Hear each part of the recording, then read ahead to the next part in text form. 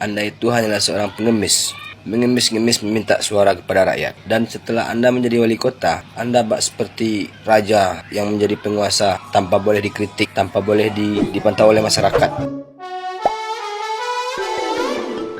Hola netizen yang terhormat, nama Gempa Awal John Putra menjadi bahan perbincangan netizen yang maha benar setelah dirinya melaporkan siswi SMP yang bernama Syarifah asal Jambi ke polisi usai membuat video kritik ke Pemkot Jambi. Gempa disebut-sebut rangkap jabatan, bahkan ada isu yang berhembus di media sosial bahwa Gempa punya istri simpanan. Tidak hanya itu, laporan LHKPN terbarunya pada 2022 juga dianggap janggal karena total harta kekayaannya hanya Rp179.404.137.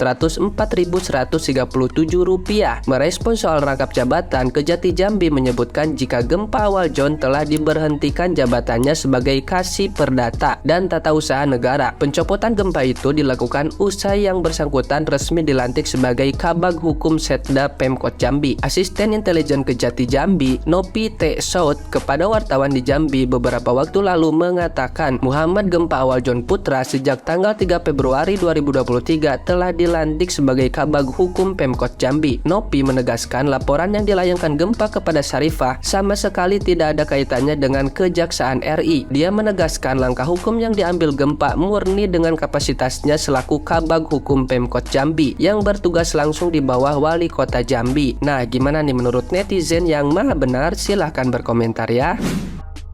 Engkau melaporkan bukan kena mengkritik. Bapak kau, itu semua di dalam video itu kritikan itu. Gak usah ngeles kau, ha? Kau mau makan enak, kau gaji kau gede, kau kerja kau nggak capek. Sama anak SMP pun kau baper. Kritikan itu untuk dikoreksi bos. Katanya sekolah, tapi otaknya mana? Tolong dirubah pola pikirnya. Lagu siapa tuh ya, enak kali. Cocok kali untuk orang nih. Tenang kau deh, gak usah takut kau. Netizen bersatu untuk mengkaul kau ini. Pejabat-pejabat bujang ini mati cepat ini. Nggak ada gunanya jadi benalu aja di negara ini. Kimaknya itu semua. Hal ini berawal dari siswa SMP ini meminta dan menuntut perbaikan terhadap rumah neneknya yang rusak akibat salah satu aktivitas PT di Provinsi Jambi. Dan bahkan dalam satu kesempatan, siswa SMP ini langsung menghampiri Pak Pasha. Dan apa perlu untuk melawan siswa SMP ini harus memakai laporan seperti itu? Tidak bisakah dengan mediasi atau musyawarah? Kalau memang tidak bisa, kasus ini lebih parah daripada kasus Mario Dandi. Kasus ini juga sudah disorot oleh Pak Mahfud dan juga banyak netizen-netizen yang membantu untuk tag PPATK. Mungkin saatnya Jambi bersih-bersih ya. Kabarnya pelapor siswa SMP ini juga menjabat sebagai Kabag Hukum Pemkot Provinsi Jambi, tapi juga sebagai jaksa. Bukannya yudikatif dan juga eksekutif itu nggak boleh jabat satu orang, tapi kok bisa satu orang ya? Sekalian aja jabat sebagai legislatif juga. Aku sebagai pemuda Provinsi Jambi dan juga berharap dan mengajak teman-teman pemuda Provinsi Jambi agar bisa mengawasi kinerja kerja pemerintah agar bisa menjadikan Jambi lebih baik lagi. Karena kalau bukan kita, siapa lagi yang peduli dengan kampung kita? Dan sebelum Anda itu menjadi wali kota, Anda itu hanyalah seorang pengemis, mengemis-ngemis meminta suara kepada rakyat. Dan setelah Anda menjadi wali kota, Anda bak seperti raja yang menjadi penguasa tanpa boleh dikritik, tanpa boleh dipantau oleh masyarakat. Hei, sebelum Anda menjadi wali kota, Anda itu anggaran gaji Anda itu sudah dikeluarkan, sudah ditetapkan. Fasilitas mobil Anda, fasilitas rumah dinas Anda, gaji Anda sudah ditetapkan. Jadi kalau Anda tidak mau dikritik, jangan Anda jadi wali kota, jangan Anda jadi gubernur, jangan Anda jadi bupati. Satu kata buat wali kota Jambi yang melaporkan seorang siswi yang masih duduk di SMP ke polisi gara-gara mengkritik dan menuntut keadilan yang tertindas di sana. Ya Pak, jangan baper lah Pak. Itu anak masih SMP yang mengeluarkan kritikan tentunya dengan fakta, dengan realita yang ada di sana. Bapak yang mempunyai pemangku kebijakan, seharusnya Bapak harus mendengar kritikan dari seorang anak SMP, yaitu rakyatnya sendiri. Bahkan Bapak sendiri melaporkan ke polisi. Di mana hati nuraninya Pak? Jangan hanya bisa memperkaya diri Pak. Dengarkan suara rakyatnya. Jangan dianggap angin lewat ketika berbicara lantang, tentunya dilaporkan ke polisi dengan landasan, dengan dalil pencemaran nama baik. Logika Pak dipakai Pak. Semua masyarakat Indonesia, mari kita pantau kasus ini, kita bantu bagaimana memviralkan kasus ini untuk mendukung adik siswa SMP ini untuk mendapatkan keadilan. Karena kasusnya melaporkan justru mendapatkan kasus yang berlapis tuntutannya begitu. Semoga pemerintah Indonesia membuka mata, segera menindaklanjutin oknum-oknum yang tidak bertanggung jawab dari pusat maupun daerah untuk keadilan dan ketentraman Indonesia. Bagaimana masyarakat Indonesia mendapatkan hak dan keadilan hukum di negara kita sendiri.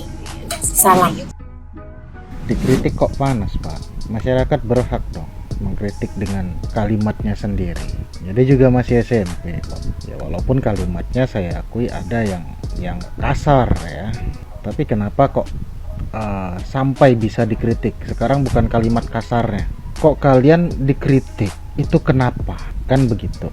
Yang dipertanyakan itu kinerja kalian seperti apa? Kok bisa sampai dikritik? Dikritik lalu marah, panas dengan kalimat yang seperti itu. Jadi gini Pak, ngambil kesimpulannya itu ya, sebelum dikritik, coba nilai diri sendiri dulu. Sudah benarkah saya bekerja? Satu. Kedua, kalau memang ada jawaban yang lebih bagus, ya digunakan jawaban yang lebih bagus, diberikan pengarahan, bukan dilaporkan dengan ancaman undang-undang ITE gitu loh.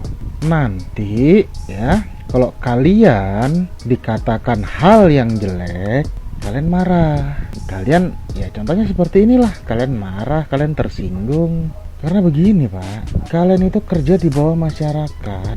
Masyarakat berhak, hak mereka, hak masyarakat.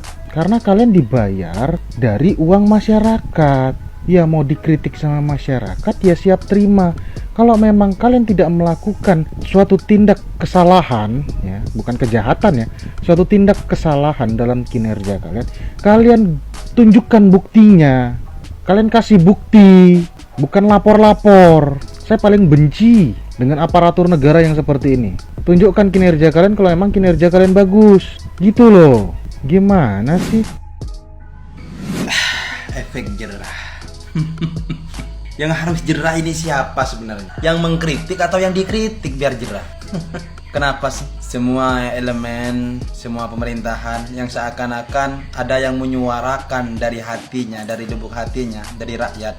Apalagi ini hanya siswa SMP. SMP saja sudah mengerti gitu loh. Sudah mengerti apa yang benar, apa yang tidak benar, apa yang harus diluruskan. Kok malah yang mengkritik malah dilaporkan biar efek jerah. Jerah gimana? Jerah biar gak mengkritik. Terus kalian ini yang ada di pemerintahan itu biar bisa memperbaiki diri, biar bisa berkaca diri, harus bagaimana? Harus seperti dulu. Tidak ada seorang siswa yang sepintar macam orang-orang sekarang. Nampaknya dulu saya 2004 SMP saya tuh. Cuma saya nggak pernah, malah saya nggak tahu nama bupati, saya nggak tahu, saya nama gubernur apalagi. Paling yang saya tahu presiden dah. Setelah itu nggak ada. Paling yang saya tahu bapak kepala desa, nama bapak camatnya pun saya juga nggak tahu dulu. Nah, dengan berkembangnya media sekarang, siswa SMP yang menyuarakan itu mungkin sudah tahu nama presidennya, tahu nama gubernurnya, tahu nama wali kotanya, tahu nama bupatinya, tahu. Mungkin sudah tahu semuanya. Karena adanya media, mereka juga akan tahu bagaimana sistem yang dikelola, bagaimana sistem yang sudah berjalan, mana pelanggaran. Orang-orang sekarang sudah tahu. Jangankan sampai yang tua, yang SMP pun juga tahu. Cara mengkritiknya juga akan beda antara yang tua dengan yang muda. Menyampaikan inspirasinya, menyampaikan suaranya juga akan beda. Bahasanya juga akan beda. Perbedaan-perbedaan tersebut, menyuarakan tersebut harusnya dididik, harusnya ada pengawasan. Bukan malah dikritik, malah dilaporkan. Apakah nanti tidak akan menjadi yang lain kalau reaksi pemerintah kotanya seperti itu? Jadi tolong dicermati betul-betul. Sebagai influencer Bengkulu, saya merasakan betapa ketidakadilannya siswi SMP Jambi mencari keadilan untuk neneknya, malah dituntut hukum, dituntut balik oleh pemerintah setempat. Beberapa kali saya melihat ya, adik ini memperjuangkan untuk keadilan neneknya, untuk mendapatkan kebenaran, tapi apa yang didapat itu tidak salah bagi saya kalau dia menyebutkan kata-kata kasar terhadap pemerintah setempat. Karena kenapa? Tidak ada jalan terang untuk masalah neneknya, rumahnya yang berapa kali hancur, sumurnya hancur. Itu adalah bentuk luapan emosinya. Harusnya pemerintah setempat lebih aware lagi, lebih membuka lagi hatinya, lebih terbuka. Karena kenapa? Pemerintah duduk di sana karena masyarakat, karena rakyatnya, bukan anti kritik. Karena kenapa? Tidak boleh ada pemerintah anti kritik. Dikit-dikit lapor. Karena kenapa? Nanti akan penerus kita adalah generasi-generasi selanjutnya. Siswi ini harusnya dikasih apresiasi karena dia berani mengungkapkan kebenaran, keadilan di negeri hukum katanya Indonesia ini, namun tidak mendapatkan keadilan. Waktu itu saya pernah scroll TikToknya, dia mau berjumpa kepada kepresidenan, tapi terhalang oleh seseorang sehingga tidak bisa bertemu. Nah, dia memberikan klarifikasinya di TikTok ini bahwa dia tetap menuntut keadilan itu. Tapi apa yang didapat hanyalah ketidakadilan dari pemerintah setempat. Harusnya Pemkot Jambi harus lebih aware terhadap masyarakatnya. Jangan menutup mata, jangan sebelah mata sayang. Karena kenapa? Anda duduk di kursi tersebut karena adanya rakyat yang memilih Anda. Anda harusnya memihak rakyat, bukan memihak company-company yang menzolimi. Sekian, terima kasih. Wassalamualaikum warahmatullahi wabarakatuh. Saya dari influencer Bengkulu Tengah ikut prihatin akan perihal ini. Semoga ini tidak terulang lagi untuk Pemkot di kota-kota selanjutnya. Terima kasih. Bye-bye.